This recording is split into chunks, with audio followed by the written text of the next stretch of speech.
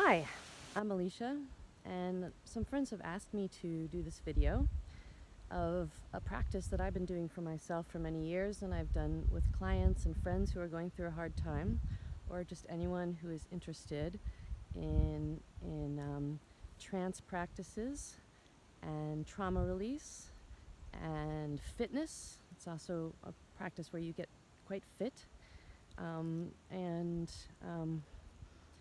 accessing the higher mind and higher faculties.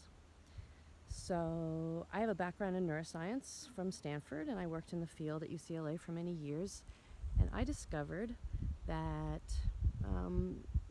the theta state is a brain state, a measurable brain state, that leads you to a higher level of consciousness, or at least a non-ordinary state of consciousness that's different from the usual everyday logical state. And so I just naturally developed this practice to cultivate that state in order to solve problems and release trauma, whether deep childhood trauma and ancestral trauma, as well as just daily sort of micro stress, the stress that we all have living in a dying planet in a dominator culture.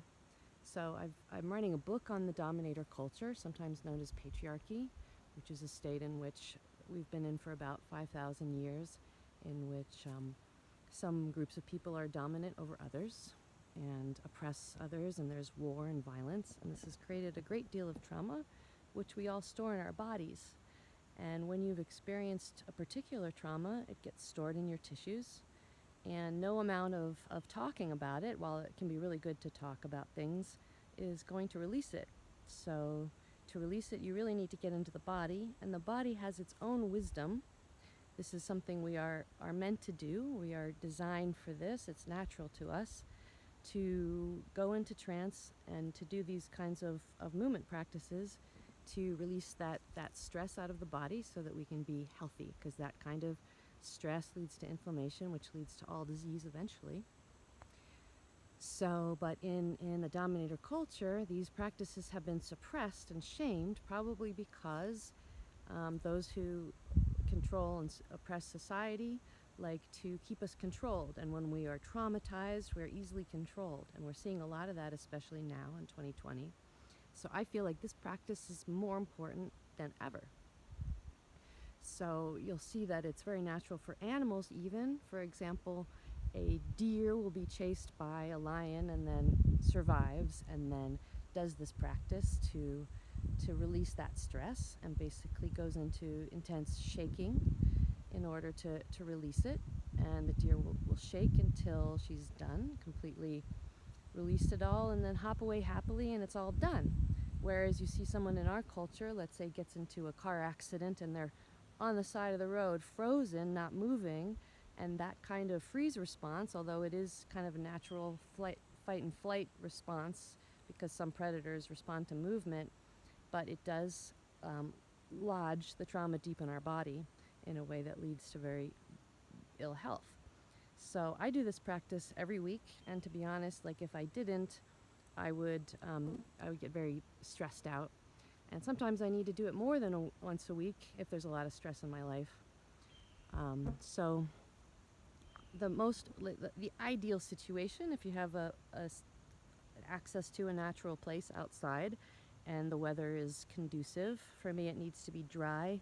The ground needs to be dry, because walking barefoot on a wet ground doesn't work for me. And for me, I need it to be at least like 54 degrees in order for me to feel comfortable enough to do this. So maybe I'll make another video later inside, because it can happen inside, but outside is ideal, because having your bare feet on the ground has been scientifically proven to for grounding. It's an actual scientific thing.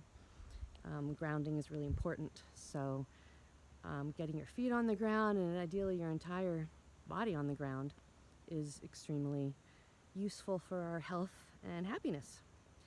So I'll get ready to do this practice. I'll plan my week around it to find the day where I don't have anything to do, and there'll be an ideal 2-hour window, or hour window if that's all you have. of the perfect weather.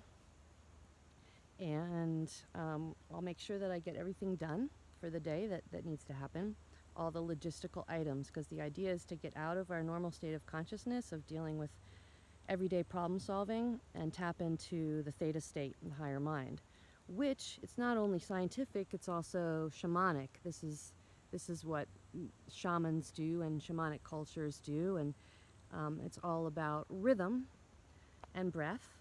So, most natural cultures have a way of doing this collectively by doing, let's say, drumming or dancing are the usual ways, or chanting. So all of these kinds of ways of bypassing the left brain and getting further into the right brain of creativity and trance, otherwise known as the flow state.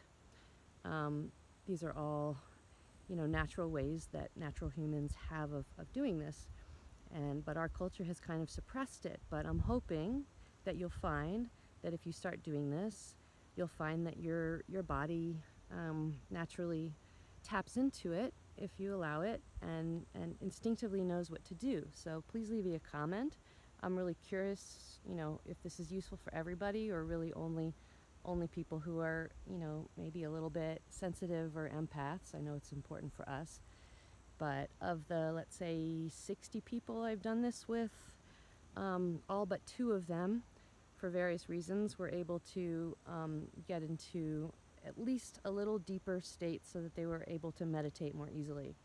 Because I find that, Western people are told to meditate, and we sit down and we have so much chatter in our heads that we can't even get into a meditative state. We're just like trying to force the thoughts to end. And so first we really need to release all the geopathic stress so that we can even sit comfortably and sort of slow the constant mental chatter. So that's what this is for. So starting out, to release this kind of stress and constant chatter, you kind of want to push yourself into a fast rhythm. And the key is to find the rhythm your body wants to express and sync it with your breath. And you're basically shouting that rhythm or that chant. If you can do this someplace where you're not going to disturb anybody, you can do it loud or just in your own head. So you want to find a place ideally where no other humans are going to see you, or you're going to see them or hear them, because they're in an ordinary everyday state, and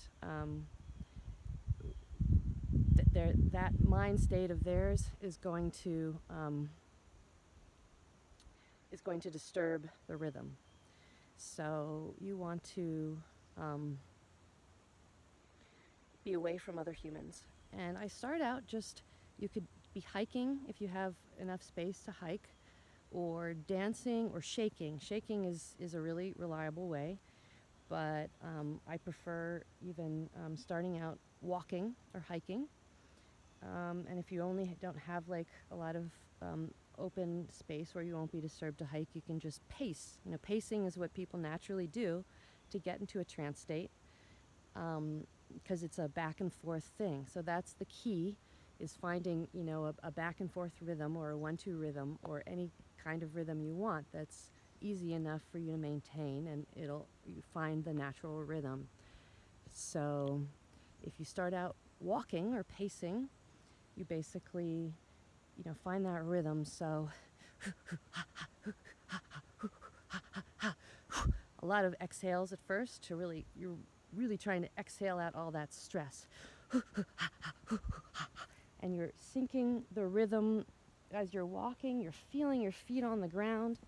You're rolling your feet all the way through the ground, and you're really concentrating. And if any thoughts come up, you just drown them out. So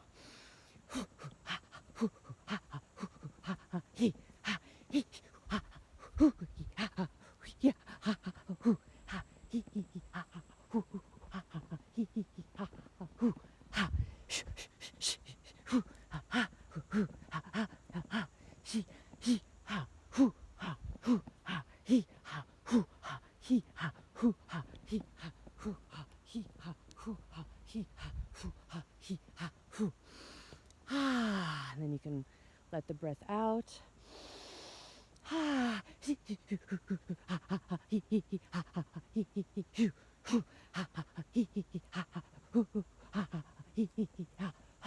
And you can dance. Let's see if we can put the camera down.